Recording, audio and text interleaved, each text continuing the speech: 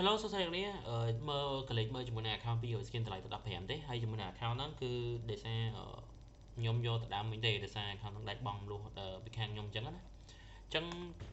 អាចមើលជាមួយនឹង account ហ្នឹងបានទៅ15ទេសម្រាប់គ្នាយើងទិញបានមុនគឺបានមុនណាហើយ account គឺធានាសុវត្ថិភាពជូនគ្នាយើងមក100%តែម្ដងអូខេហើយសម្រាប់គ្នាចង់បង់លុះតគឺពី account ហ្នឹងក៏បានដែរគ្នាបាទមានបង់លុះបាទបង់ពាក់ឲ្យខ្ញុំពាក់កណ្ដាលអាចយក account ទៅលេងបានឬក៏គ្នាយើងថាខ្លាចខ្ញុំចេះចោះអាចឲ្យខ្ញុំពាក់កណ្ដាលហើយអាចចូលមើល account ហ្នឹងសិនបានចាំឲ្យលុយប្រគ្រប់ក៏បានដែរឥឡូវយើងមកខាតពីយូរនឹងចូលទៅមើលជាមួយនឹង skin គាត់ទាំងអស់គ្នា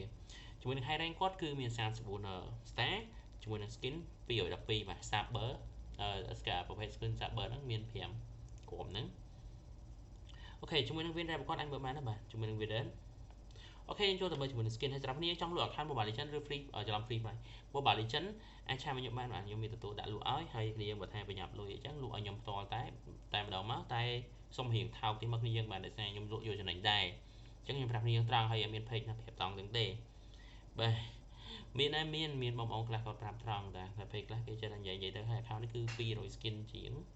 តម្លៃទៅ15ទេគាត់តែធូរគ្នាហើយណាមួយសូមបងប្អូនថា comment ណា comment អានេះ Premier ដល់វាបងប្អូន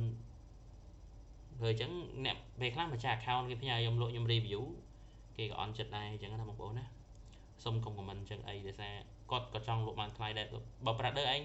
ឥឡូវអ្នក comment ហ្នឹងដែលថាយក account មកលក់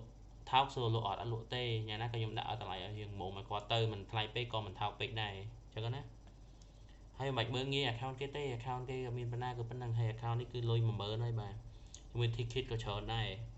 នេះជាមួយនឹង ticket របស់គាត់ហើយជាមួយនឹង emote បាទនេះអស់ហើយតើមានគ្នាចង់មើលអីគេទៀតសម្រាប់វីដេអូនេះក៏មានតែប៉ុណ្្នឹងដែរជាមួយនឹង Holy Magic Crystal បាទ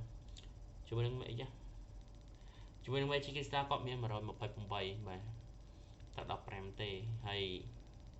គឺខ្ញុំមានតែប៉ុណ្្នឹងសម្រាប់គ្នាចង់បានទាំងហាតកគឺខ្ញុំមានលក់ដែរបាទទូថ្លៃណាស់ទេអាចឆាចូល page បានហើយជាមួយនឹងការដាក់ Diamond Mobile Legends Free Fire គឺខ្ញុំមានទាំងពីរហើយតម្លៃទូថ្លៃដាក់តាម ID ឲ្យគ្នាយើងហើយវីដេអូនេះក៏មានតែប៉ុណ្្នឹងដែរចាំជួបគ្នានៅវីដេអូ review account ក្រោយៗទៀតឬក៏វីដេអូផ្សេងៗទៀតរបស់ខ្ញុំបាយបាយ